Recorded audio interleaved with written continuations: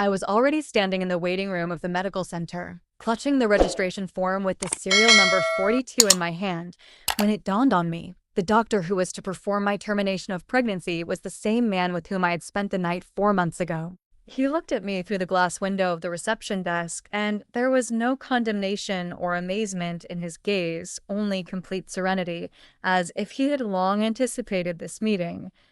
But then, that November night at the door of the Skyline Rooms Club, I had no idea that this half-fainting man in a stained shirt would become the father of my child. All I knew was that my husband, Daniel, was kissing a 22-year-old girl right at our SPA's corporate party, not hiding at all, not being embarrassed by the fact that a good half of our employees could see it. 10 years of marriage crumbled in one moment. For 10 years, during which we built a business together, shared a bed, planned for children who still did not appear. Daniel kept saying, "Don't worry, Samantha, all in good time."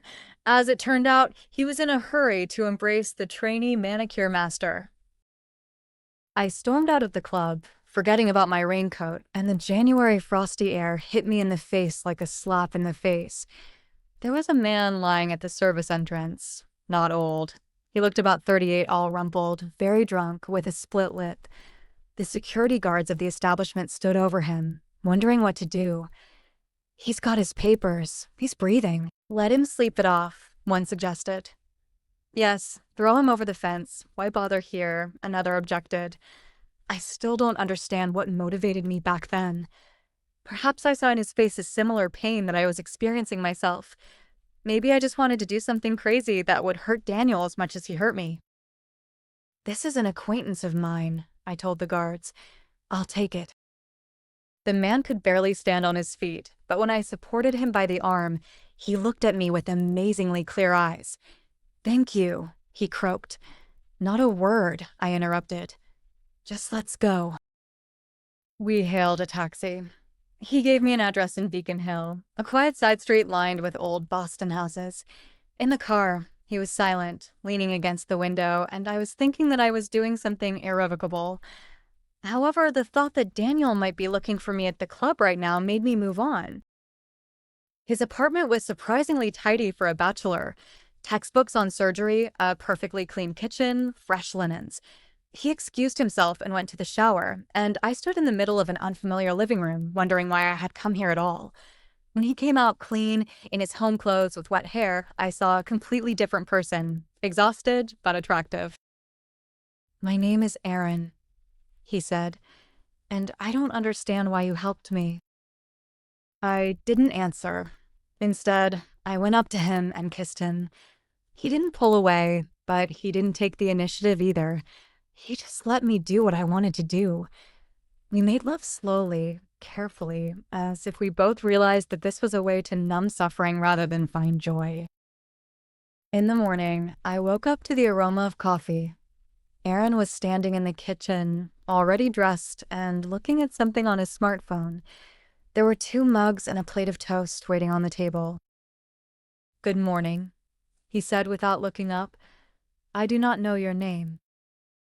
A wave of shame washed over me. What have I done? She cheated on her husband with the first person she met because she found him with someone else. This is absurd, child-worthy behavior. "Alicia," I replied, grabbing my things. "I have to leave." "Wait a minute," he tried to stop me. "Can you explain what happened? Yesterday you looked—" "Nothing happened. I was already pulling on my pumps. I'm sorry. It was a mistake." I ran outside without listening to his answer. Daniel met me at home, sitting in the kitchen with a mug of tea, as if nothing had happened. He even smiled when I came in. "Ah, here's my runaway queen," he said. "Scared of the party? I should have called. I could have given you a ride." I stood in the doorway and looked at this man I had lived with for 10 years. How could he talk so calmly to me when he was hugging someone else just a few hours ago? "Daniel," I began. "By the way," he interrupted, "I've been thinking. Maybe it's really time for us to have heirs? You wanted to. The spa now generates a steady income. We can afford it." He spoke so casually that I doubted for a split second. Did I really see what I saw? Maybe it was just my imagination. Maybe it wasn't an act of infidelity, but just a friendly flirtation that I misinterpreted. "What do you think?" Daniel asked, approaching me.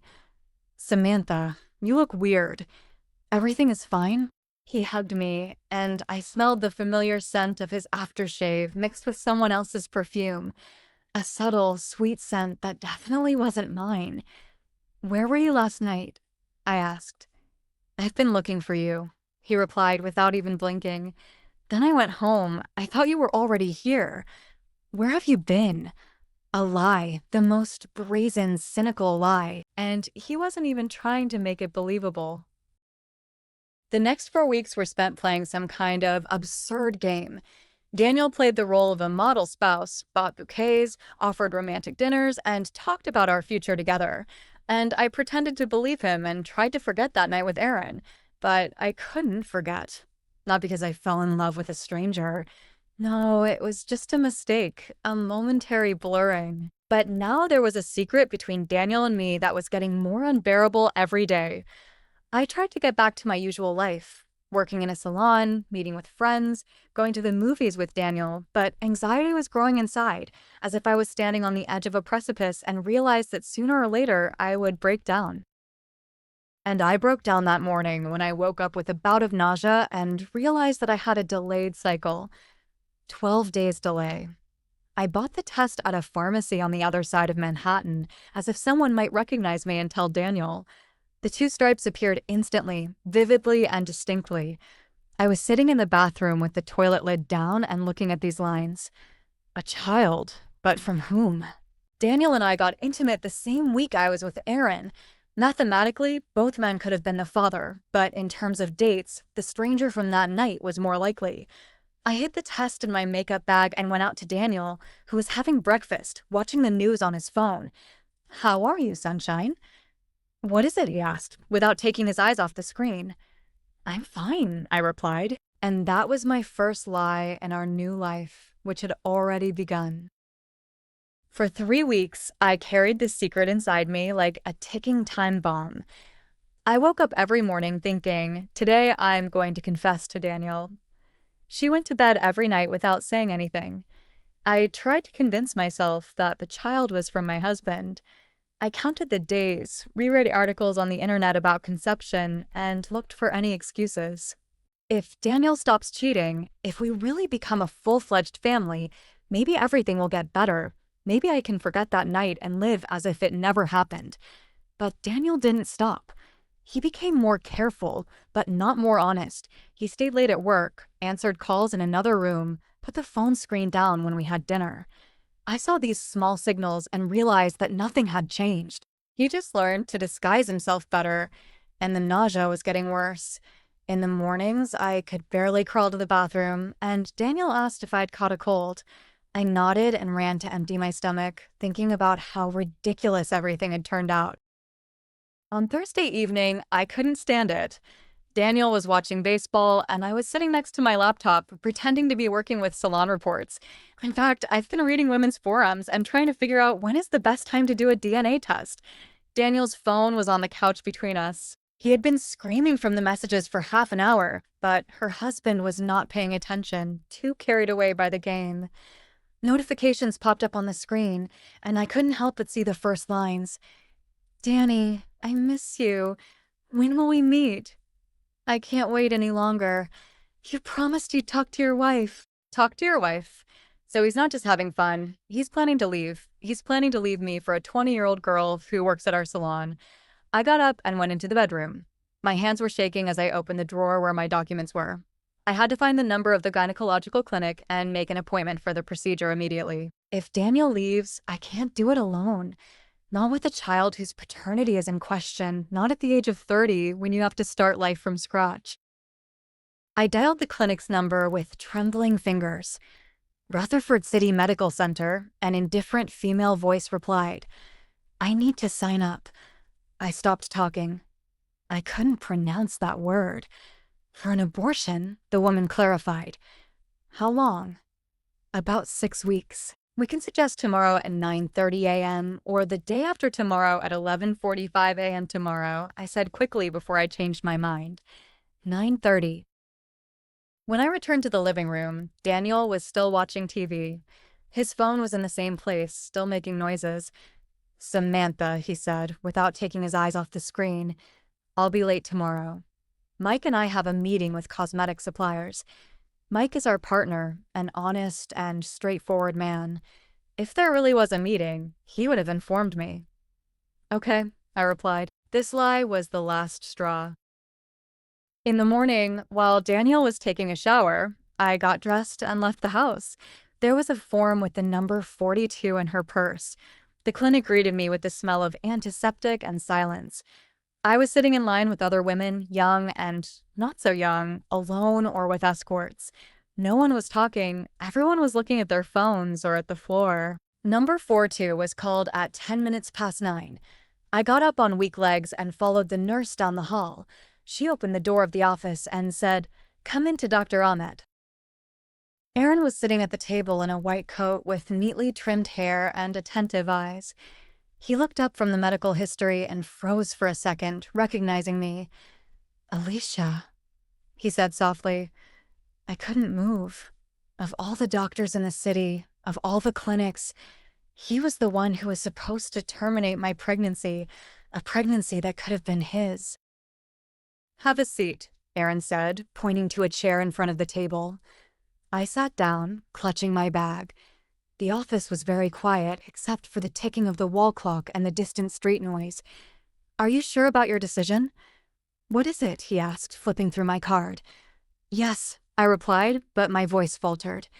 Aaron put down the map and looked at me. There was no reproach or amazement in his eyes, only sadness. "Let me tell you one thing," he said. "In October, the night we met, I was burying my father. He died of cancer and suffered for 6 months.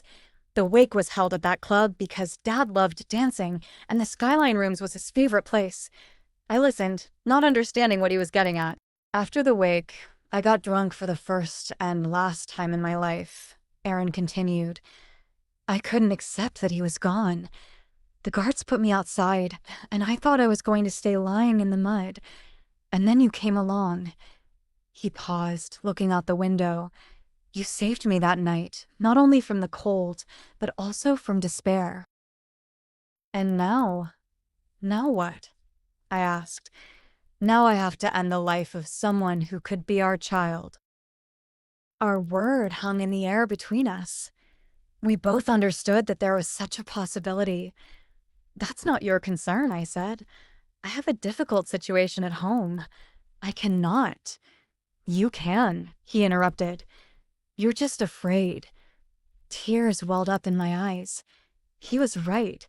I was afraid to be alone, afraid of being judged, afraid of responsibility. "My husband is cheating on me," I blurted out. "He plans to leave for someone else. Is that why you decided to get rid of the baby?" Aaron asked calmly. "Don't talk like that," I sobbed. "What else?" He got up from the table. "Alicia, I'm not going to dissuade you if you really made this decision, but answer honestly. Did you come here because you don't want to have a child or because you're afraid of difficulties?" I was silent, wiping away my tears. "Think again," Aaron said. "You have until tomorrow. If your decision remains unchanged, come and I will carry out the procedure according to all the rules." I got up and started for the door, but he stopped me. "Alicia, whatever you decide, you are not alone. Remember this." I ran out of the office, and it wasn't until I was outside that I realized I'd forgotten to get a referral for sonography. It was on Aaron's desk, a gray piece of paper with a fuzzy image of a tiny creature the size of a jelly bean. In the evening, I found this picture in a dumpster at the entrance. Daniel wasn't at home. He was delayed with the suppliers of hair care products. I smoothed out the crumpled piece of paper and stared at the barely discernible outlines for a long time. My heart was pounding. At the 6th week, the fetus's heart is already beating. I didn't sleep a wink that night. I lay in bed next to Daniel, who was snoring, and stroked my stomach, trying to feel something. It was too short a time, but it seemed to me that I felt a slight flutter inside. By morning, the decision was finally formed. I'm not going to have an abortion. Not because I changed my mind about Daniel. He never returned home until midnight. He smelled of someone else's perfume, and he lied about meeting with suppliers. Because I realized that if I killed this child out of fear, I would regret it for the rest of my life. Daniel left for work, as usual, after kissing the top of my head and muttering something about love. I waited until the door closed behind him, packed my things into 2 travel bags, and called a taxi. I arrived at the salon by the time it opened. The girls were surprised to see me with my luggage, but I explained that I was going to my mom's for a few days. I went into Mike's office, our co-owner, and put my keys and documents on the table. "Mike, I'm going out of business," I said without preamble. "My share goes to Daniel. Formalize everything as it should be." Mike stared at me like I was out of my mind. "Alicia, are you crazy? What kind of care? You're okay with Daniel." "We're not okay," I replied, "and you know it perfectly well. There was no meeting with suppliers yesterday." Mike blushed and looked away. So he knew about the infidelities and kept silent. Loyalty to the male fraternity. "Alicia, don't make hasty decisions," he began. "Talk to your husband. Figure it out. We've already figured it out." I got up and took the bags. "Take care of the staff. They're good. They're not to blame for our problems." I rented an apartment in an old apartment building near the center of Philadelphia, a studio with high ceilings and large windows. For the first few days, I lived on nerves, expecting Daniel to call, search, and demand explanations, but he remained silent. 8 days later, I received an SMS message. "Samantha, let's talk about it. I get it. You're tired. You need to rest. Come back home." I didn't answer. 10 days later, he appeared at my door, standing on the landing with a bouquet of red roses and a guilty expression on his face. "May I come in?" he asked. "No," I replied, not opening the door completely. "Samantha, what kind of childish thing is this?" His tone became irritated. "What's all this drama about? You're a grown woman. That's why I left, okay?" He sighed. "If it's because of Taylor." "Taylor, so her name is Taylor." "It didn't mean anything," Daniel continued. "It's just Daniel," I interrupted. "I'm pregnant." He paused, then slowly lowered his hands with the bouquet. "How much?" "What is it?" he asked softly. 8 weeks. I saw him calculating in his mind. 8 weeks is November, corporate that night. "From me?" "What is it?" he asked even more softly. "I don't know," I answered honestly. Daniel's face changed, became hard, angry. "What do you mean you don't know? Who did you sleep with, Alicia?" "With you," I said calmly, "and the man you met the night you kissed Taylor at the corporate party." He stood silently for a few seconds, digesting the information. "So you got back at me," he said finally. "Congratulations.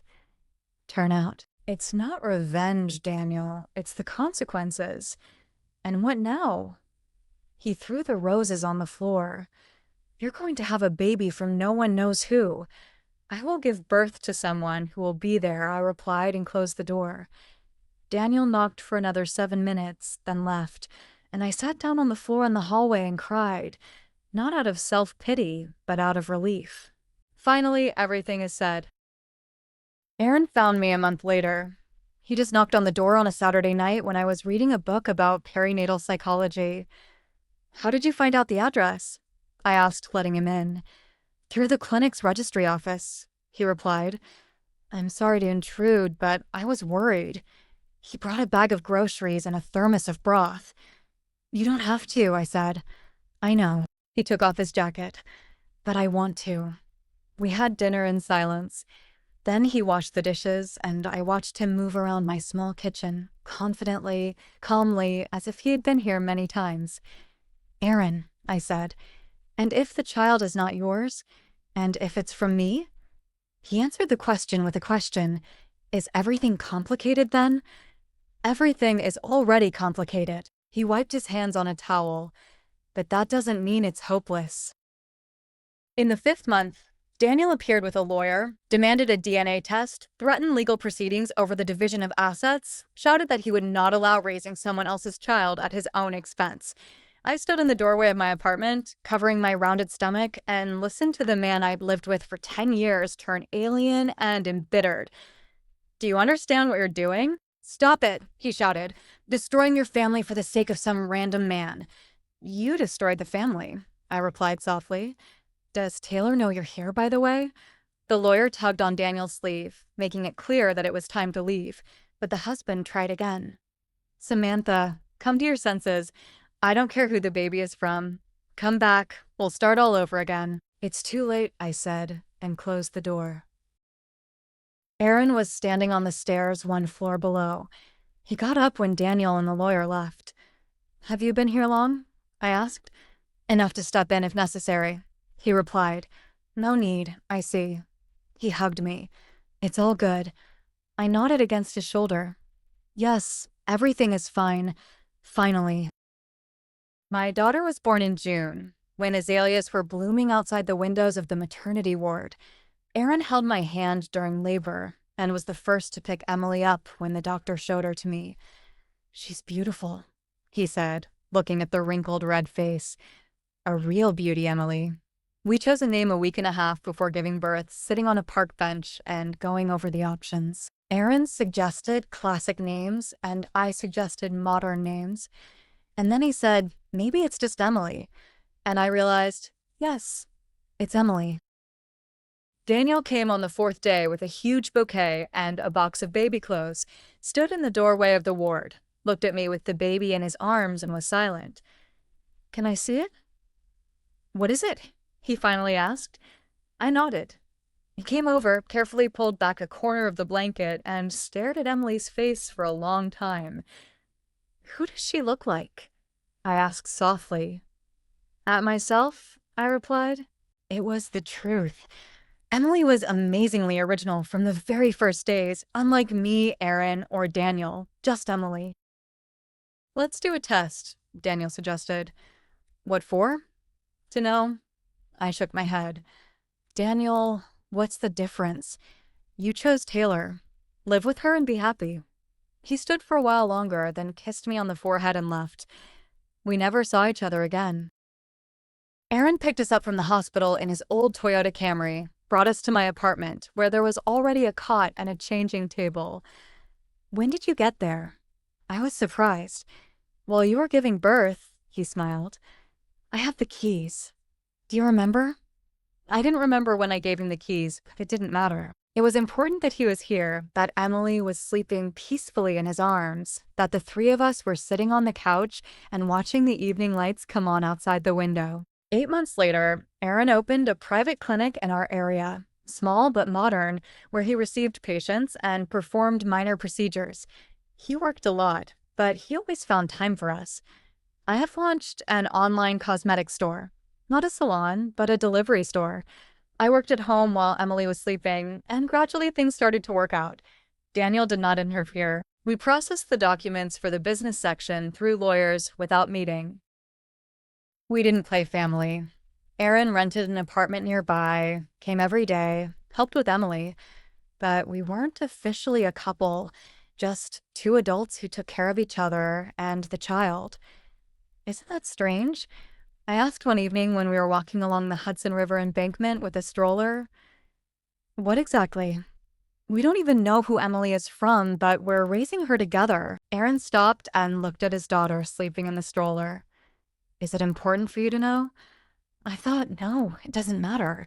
Emily was our daughter. "Do you know what I realized?" Aaron said, and we went on. "A real family is not about consanguinity. It's about choice. Choose to be around every day." Emily is now 1 year and 5 months old. She walks, says the words Mom and Dad. Aaron is called Papa. She has his brown eyes and my smile, and her personality is completely her own. Yesterday, we were sitting on a park bench, watching Emily play in the sandbox with the other kids. Aaron was reading a medical journal. I was responding to customer messages. An ordinary summer evening of an ordinary family. And suddenly I thought, if it hadn't been for Daniel's betrayal, if it hadn't been for that night of despair at the club, if it hadn't been for all this pain and mistakes, I would never have known what it really felt like. The real thing is when a person chooses you not because they have to, but because they want to, every day anew.